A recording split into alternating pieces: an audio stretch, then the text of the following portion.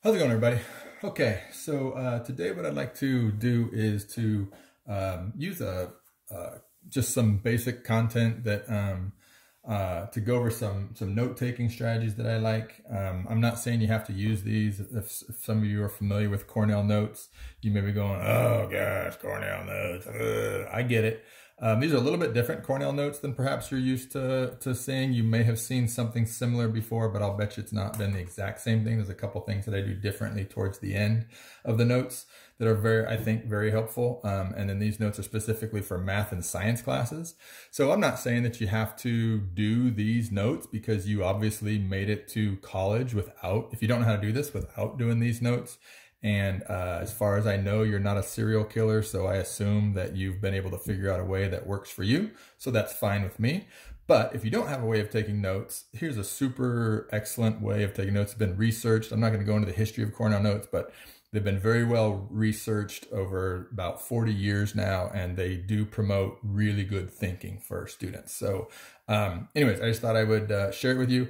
And the main reason I'm doing this, though, is a little bit for the Cornell notes, but mostly because I want to be able to talk to you about my philosophy of education, specifically math education. And so you're going to see through the one page of notes that I'm going to give you here how my belief on how we should be teaching kids can be manifested. So it's going to go through several problems. The good news for you is you don't need to know any of these problems. So I don't care at the end of this if you understood what I did or didn't understand. You don't need to send me an email. I'm so confused. This math content doesn't matter. This is not part of our math class. In fact, I purposely chose content that was not part of our math class so that you wouldn't have to stress or worry about the notes that I'm actually giving, understanding it. You'll be able to see at the end why I'm giving the notes the way I'm giving them, okay? So don't stress about if you're understanding or not. It's just the construction of the notes and the philosophy that I have about how we teach math sequentially so that students can understand it. Okay, so real brief about Cornell notes setup. It's pretty traditional, you know, it's the same every single time.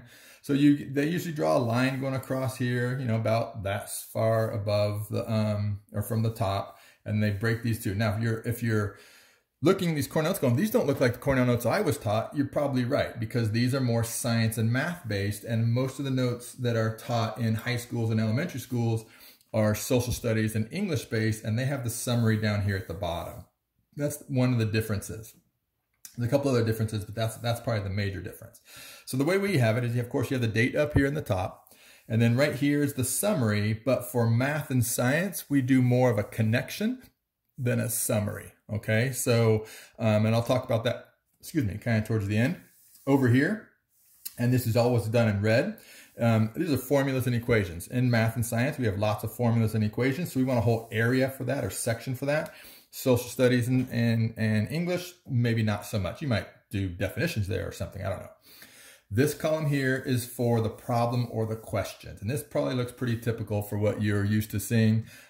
Here might be your your higher level order questions. You might be asking the why questions, that sort of thing. In science, you can do that. In math, it typically tends to be the problem that we are solving. So the question is a little bit lower order over here because in math, we're really just trying to figure out how to solve it. But the stuff that happens over here is quite in depth. And then you have your notes right here in the middle. Okay, so the major part of it is your notes.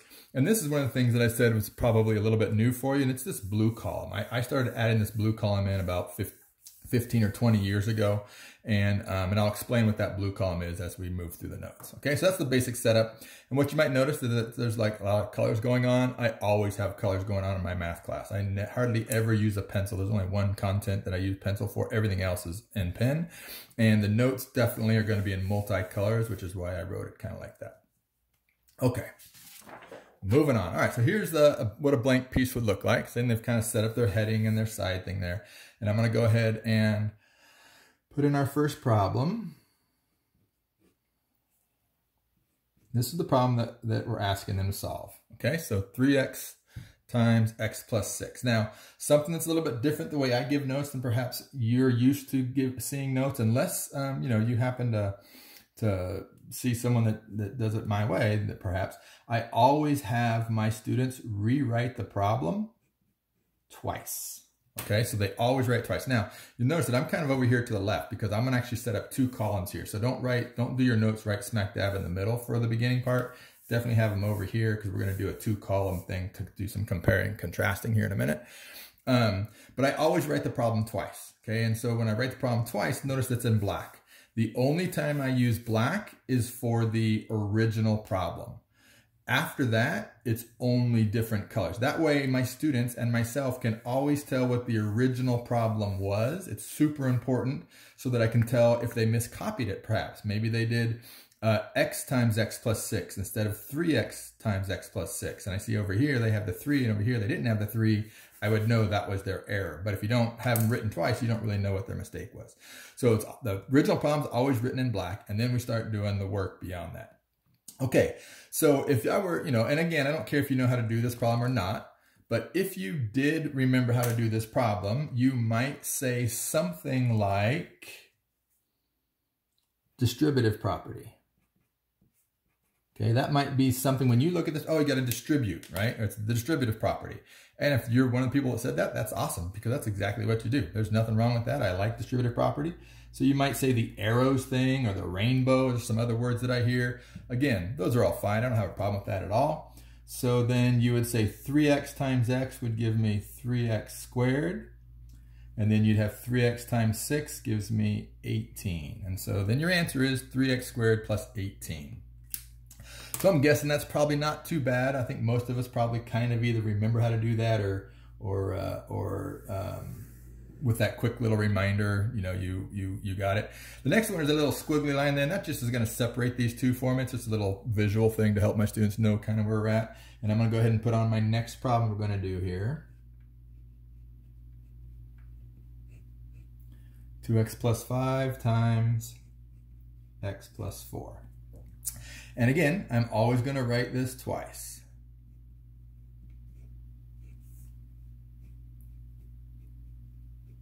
Okay. Now, some of you might be looking at this and you immediately may have had a reaction to it that we need to talk about. Just so we're clear, there's a certain level of appropriateness that I expect to have in my classroom. There's certain language that I do not want to hear in my class. I don't allow my children to say it in front of me. I certainly wouldn't want my students to say it in front of me, or to have my students' my children's teacher to use language like this. So if you look at this and the first thing you thought was a 4-letter F word, because it's for bringing you back to the olden days of algebra, and that just is bringing all these feelings, and you're like, and then you fill in the blank with the 4-letter F word right there. Please be careful, okay? I have a certain level of expectation of my students, and I don't want that type of language to be used, okay? I'm sure I've been clear enough about this, that if we were together, that I wouldn't hear that kind of language being said in my presence, because I don't want that around me. I don't want that in my classroom. I don't want that in my children's classroom. This 4-letter F word should never be used in reference to mathematics. So, okay, hopefully I don't need to emphasize that any longer. But just in case, let's just suppose that not everybody had that reaction, right? There's somebody that might have lucked out and not had that reaction. So let's say that everybody doesn't have that reaction, and you don't even know what I'm talking about. You're like, what 4-letter F word? Okay, so I'll go ahead and explain it to you, because I know that some of you are so pure and innocent that you don't even know what 4-letter F word I'm even talking about. So let me explain it to you. So the 4-letter F word, when you look at problems like this, that some people might be thinking is this one. And to me, that is the most vile, disgusting 4-letter F word in the human language. Unless you are talking about wrapping up chicken or wrapping up extra pizza to put in your fridge, this word has no use in mathematical context. So if you looked at this problem and that's what you thought, we got issues, because that is a terrible way to think about this problem. So for those of you that don't know, great, I'm glad you don't know, but let me explain it to you. So it's an acronym. So the F stands for first. And what that means is that you're going to multiply the first term times the first term. So that is 2x times x, which would give you, whoa, that's bad too, 2x squared. The next term is O, and that's outside. So that would be 2x times 4, which gives you 8x. The next term is inside. So that would be 5 times x, which would be 5x. And then the last term is, or excuse me, the last number is the last term. So you're going to multiply these two together to get 20. Okay? So this four-letter F word, people think it's so great and has so many uses and blah, blah, blah. And I actually think that the other four-letter F word that many of you might have been thought I was talking about is a way better word and has way more application than this does. I actually don't mind that word every now and then. It kind of makes a lot of sense because it seems to be the word that fits the situation. But this four-letter F word, you are not going to hear me utter or use. And I strongly encourage you to stop using it if you have been, and to begin using something far better than this. So we're not quite done here. Let me go ahead and finish this problem off. So you're going to have 2x squared. This is your final answer here. And then these two are like terms, so you can add those together and get 13x, and then plus 20. So that'd be the final answer for this problem, all right? Okay, hopefully I'll never have to deal with anyone using that again. Remember, if you don't understand how to do this stuff, it doesn't matter. This is not part of your course content. You don't have to, none of this is gonna be on the test, anything. I'm just getting some problems down here so we can talk about the process of teaching math in my classroom. So again, don't stress about the math, I don't care. Okay, so now let's take it. So we're going to do another problem down there in a minute, but I'm going to hold off. In fact, at this point, I think it's a good time for me to talk about like what I do, like about how to teach this stuff. Okay, so what would I do? If I'm not going to do this, what would I do? So I'm going to go back and start with this problem. So up here, I'm going to rewrite it because that's what we always do. I always want to have a pristine problem in black at the top of my work. Okay, now what I want my students to think, like when they see this problem right here, I want them to think the exact same thing every single time. And what they should be thinking is, dramatic pause, area of a rectangle. Because every single time we have multiplied two numbers together, we have been finding the area of a rectangle. This is two numbers. This is my length. This is my width. So this is length times width. So I want my students to think area of a rectangle. That's the most important thing they can do, is if they see this, they go, oh, sweet, I'm going to find the area of that rectangle. Now, to find the area of that rectangle, they're going to, shockingly, draw a rectangle, just like that. So there's my rectangle. Now, I got to figure out what goes where. So, okay, so this looks like it's the length over here, or the height, I don't care which one you use, 3x. And then going across the top is going to be my width, or my base, if you want to use that one, doesn't matter to me. And then anywhere that I have an addition sign, and again, if you take the 301 course, we go over this in depth and explain exactly why we're doing all this stuff. I'm not teaching any of that you today. This is direct notes, and this is direct instruction, as disgusting and gross as it can be, but that's because I'm in a hurry and I just want the notes down. But if we were doing this in my real class, my real 301 class, there'd be a ton of discovery and you'd be figuring this stuff out, and I would just kind of be sitting back watching, but that's not today. Okay, so there we go. So then I have that, and then I'm going to find the area of this inner rectangle. So the sub-rectangle, find the area of it. So it's length times width. So 3x times x gives me 3x squared. And then I find the area of this one. So it's 3x for length, and the width is 6. So 3x times 6 gives me 18x. And now to find the area of this big rectangle, the whole rectangle, I'm going to add these two together. And since they're not like terms, I cannot add them together. So I get 3x squared plus 18. This should have an x on it. 18x. I'm sure you guys caught that already. There we go. So 3x squared plus 18x. And you notice that this answer here, doing that distributive property, that answer is the exact same answer here. And that's because this is fine. There's nothing wrong with this. It works fine. This is the method that I like to use. Now you might be looking at it and going, dude, what's wrong with you? This is way faster. I like this so much better. That's why I do distributive property. This is so quick. Look at all the stupid work you got to do. I get it. I buy it. I agree. Sometimes work I ask my students to do is more work. There's no doubt about it. This is faster. This is quicker. This is simpler. This is more work. I get it. And normally I kind of agree that we want to do it the fastest, quickest, most simple way. But you're going to see why I might require my students to do it this way and not allow them to do it that way, at least early. When I'm first teaching the content, I do require my students to do it this way. Once we've kind of been doing it for a while, I'll show them this, and I have no problem with doing that if that was what they want. But I just don't show them that first. And that's what you can see a lot in this class is that we do traditional algorithms, we just don't do them first. We do them last. And that's the difference between the way we were taught, most of us, and the way we are going to be teaching is about when is that traditional algorithm introduced. It's not first, it's only after they understand what the problem is telling them, and then we teach it last. Okay, so that's not too bad. A little bit extra work, but not too bad. And kids don't even know because they don't know this way, so they just crush that real quick. All right, now let's take a look at this one. And again, writing it so that I have it.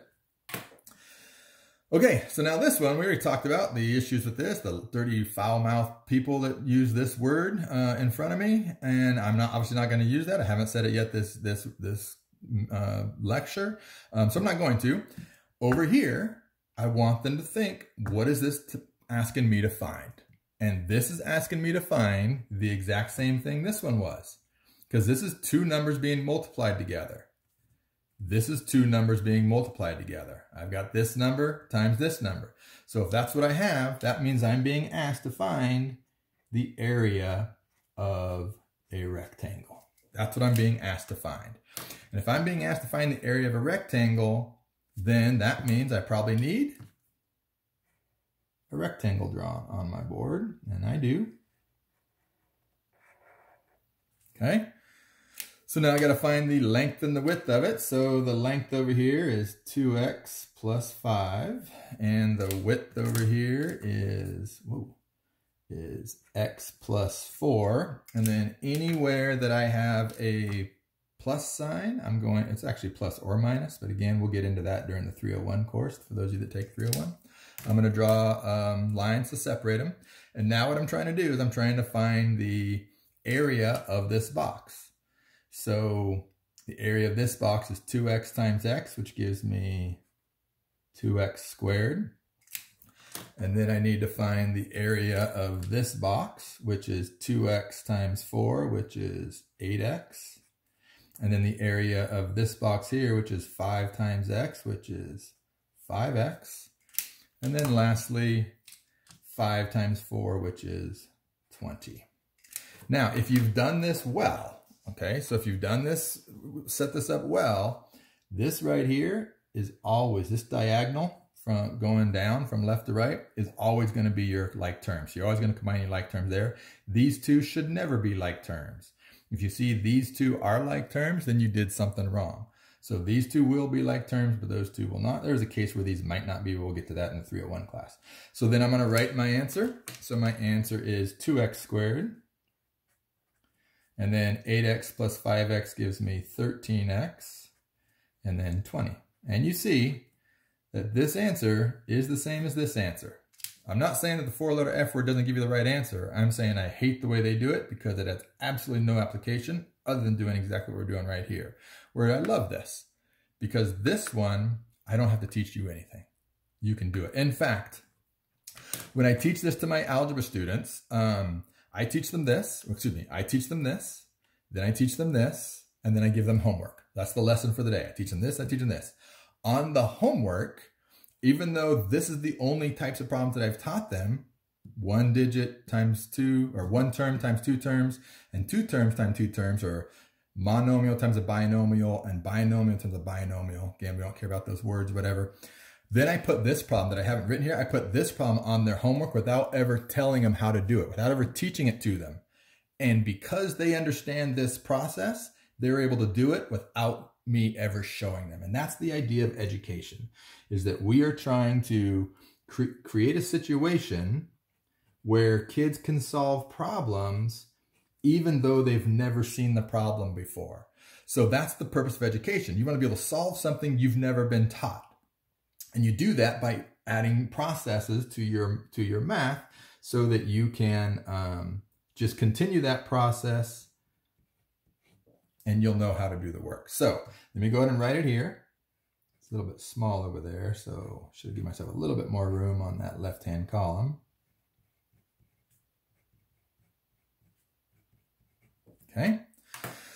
Okay, so if you are a traditional student doing this way, and a teacher did what I did, meaning I taught you this, I taught you this, I gave you homework, and I put this on there, logic would tell you to do something like these arrows, and I'm going to use that because that's the last thing that I did.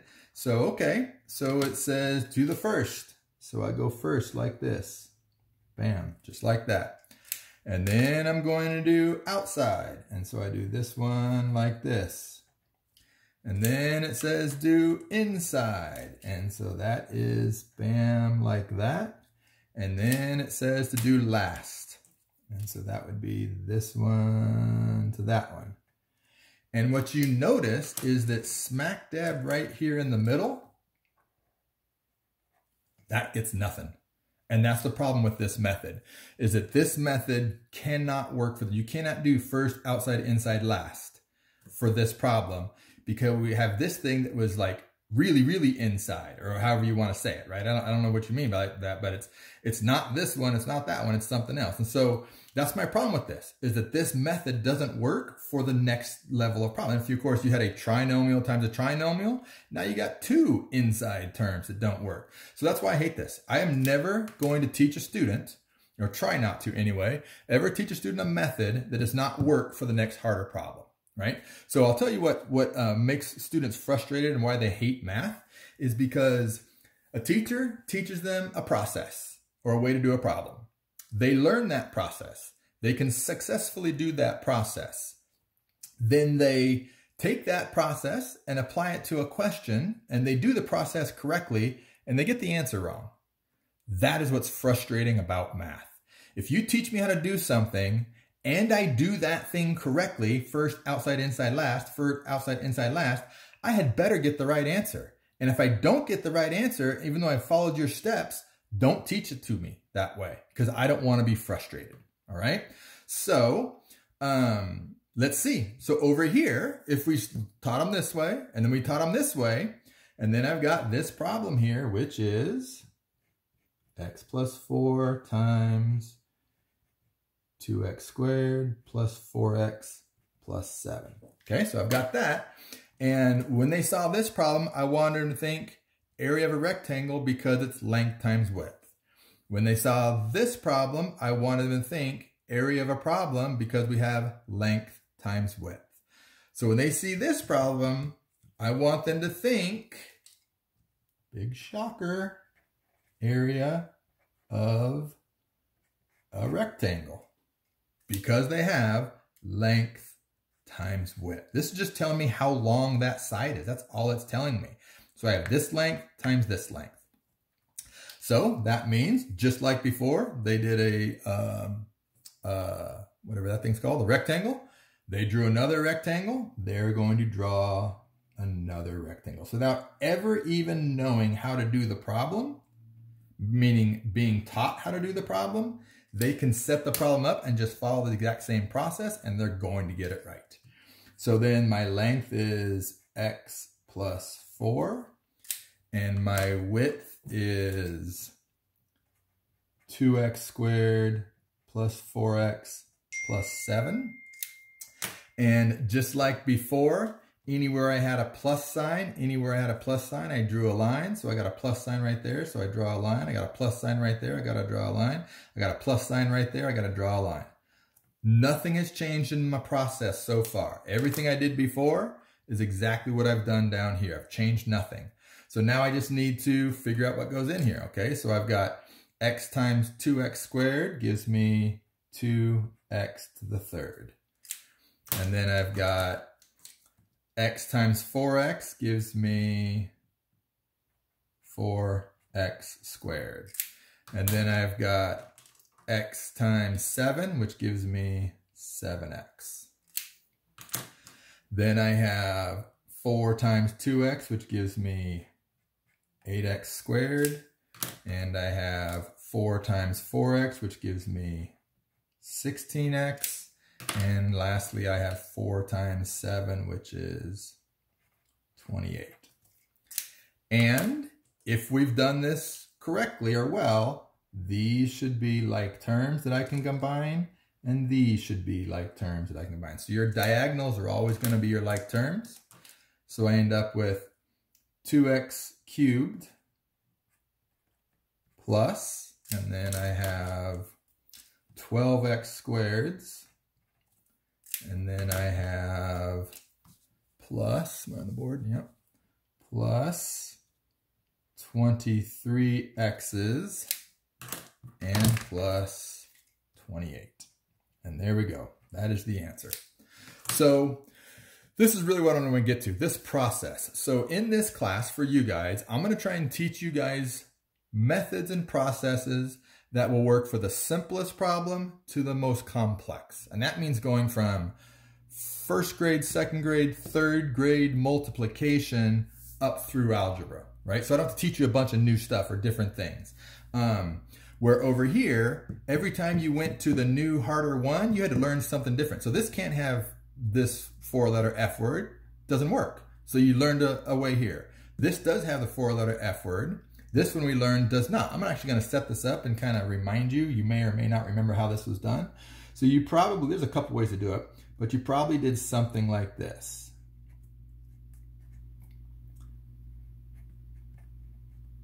That's probably what you remember setting up, and yet a whole third different way of doing it. So we have this way, and this way.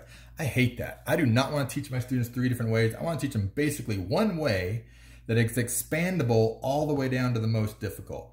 By the way, I'll just show you down here. On that homework, this is not the last question I would have given them. I would have given them more questions after this. So, 3 or 4 of these, 5 or 6 of these, maybe 1 or 2 of these. And then this would have been my final one that I gave them.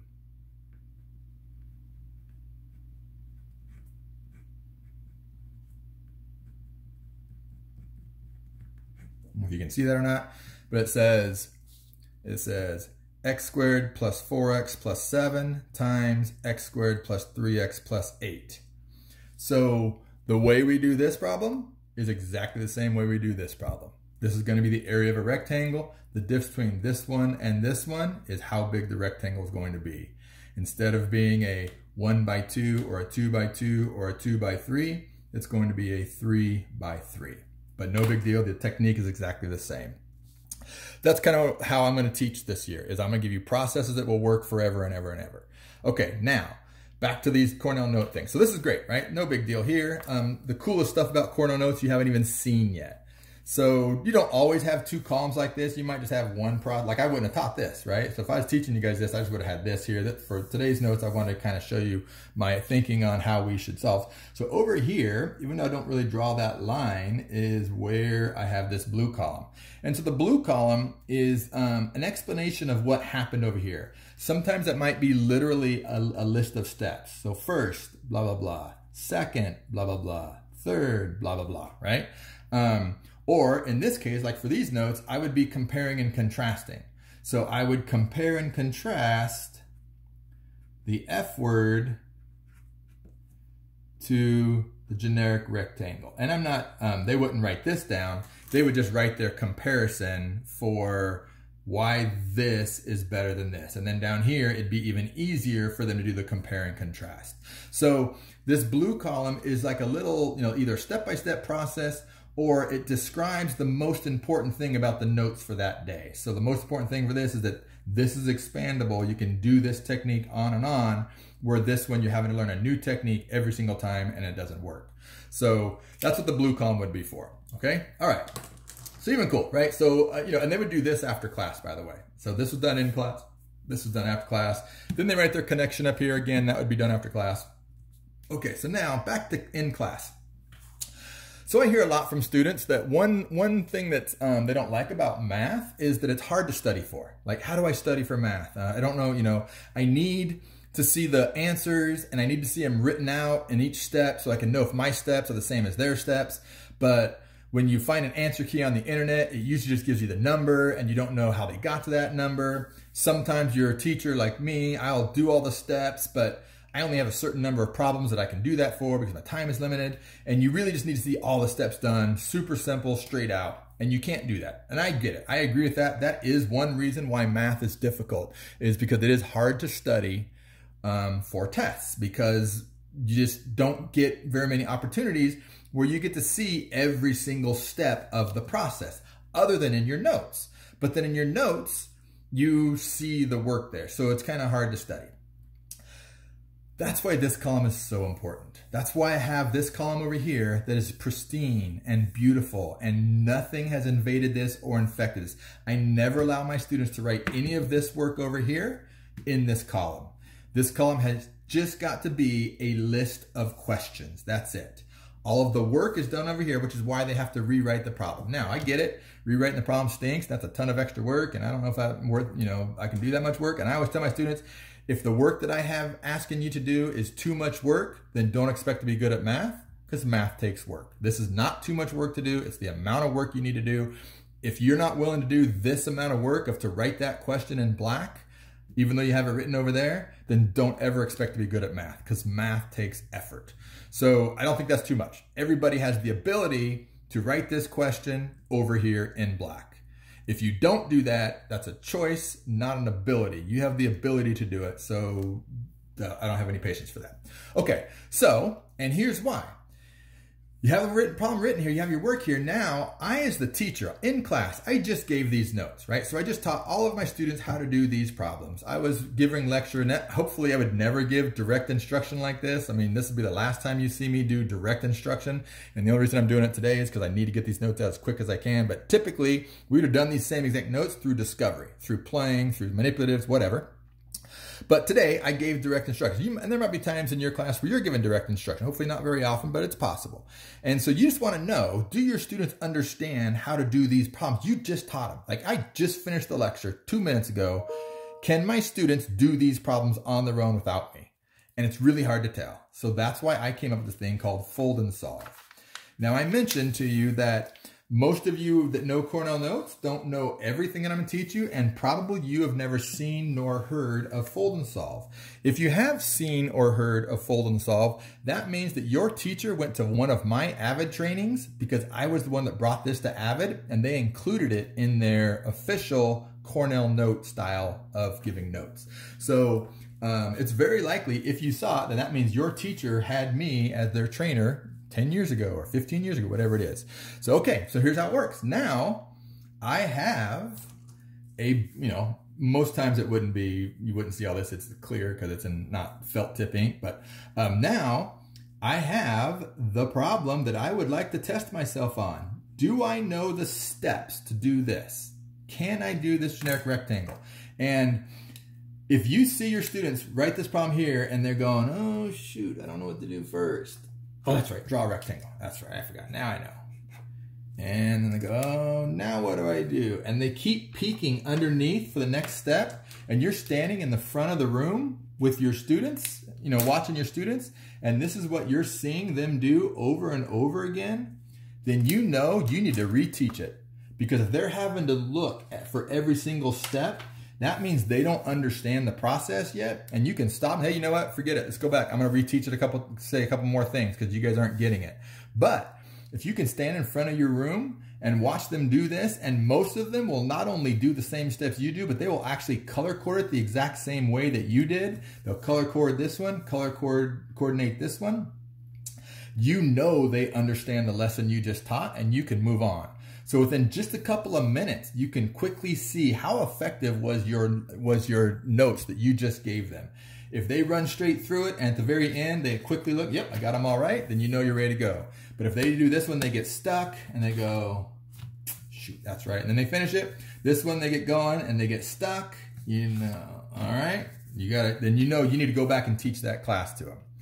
Okay, so that's cool, right? In the moment in class, you as the teacher can get instant feedback on how your students are doing, which is one thing we need to know is how are my students doing? Are they learning and understanding the content that I'm giving them? But that still doesn't help you that much. So you're going, why should I do that? I'm a college student. I'm not a teacher yet. Why is this something I need to do? And the reason you might want to do it is, again, for that whole idea of studying. How do you study for a math test? And you can't do fold and solve for the final because you've already folded and solved. So you can't do that because the final's, 3 weeks away from now. But now, if you want to, you can cover it up and now you can do them again. Because this column has nothing written in it, you can now test yourself. All right, you can cover it up and see how much you know. So what I would say is this: if you don't want to do Cornell notes, you don't want to do the blue part and you don't want to do this part up here, I get it. I strongly encourage you to always write the question over here with no other work and then do your work over here with the question rewritten each time. If you do that, then at least, if you don't want to do everything else for Cornell notes, you can cover it up and test yourself when time comes for the exam. So you can have an idea of exactly how to do the problem. But if you do your notes over here in this column, or you only write it once and you just write it in the middle of the page, then you can never really quiz yourself because you're always going to see the, you can't quiz yourself on this problem if you immediately see the answer underneath my hand. Like there's just no way. You have to have a blank slate down there for you to figure out if you know it. All right. Okay. That's the Cornell notes for today. That's actually the notes for today. And it kind of goes over a lot of stuff. Again, you don't have to do the Cornell notes if you don't want to. I strongly encourage you at least to have 2 columns, a column for the questions and a column for your notes. If you want to do the blue part, I get it. If you want to do this part, I get it. But I am going to encourage you to do your notes in color. You will see that's going to be very beneficial in this class when we do notes to do them in color. Actually, all of our math should be done in color. And but the main thing that I want you to get from it is how I'm going to teach processes. I'm going to try and teach you a way that will work for everything. I understand that sometimes my way will be longer than the way you already know. I get that. But my way is going to work for this one. I'm not going to have to teach you something new like this one did. So if I have a choice, I would rather kids have a little bit longer work on the simple question and 0 extra work on the complex question. If you do it this way, now you're having to teach them a new process when the problem is already super hard. So you've got a hard problem and a new process. Over here, I've got a hard problem and an old process. So all they got to focus on is, how is this going to change my process? It's not a completely new process. It's just a bigger rectangle. That's the only difference between these two, is a bigger rectangle. So that's my philosophy, is teach them something that works for everything. Sometimes a little bit more work here than here, but it's going to be great down here. And this is really when it matters. Okay. And then once they can do this pretty well, I have no problem with going back and teaching this. I still don't go back and teach this because what's the point of doing that? And if you take my 301 class, you'll find out this is really awesome. This is only half the story. Not only does it work for this problem, but it works for doing the reverse. So this is just a really great technique of doing it, where this is completely useless. All it does is one thing. So, okay, that's the Cornell notes for today. And then I can answer any questions that you need later.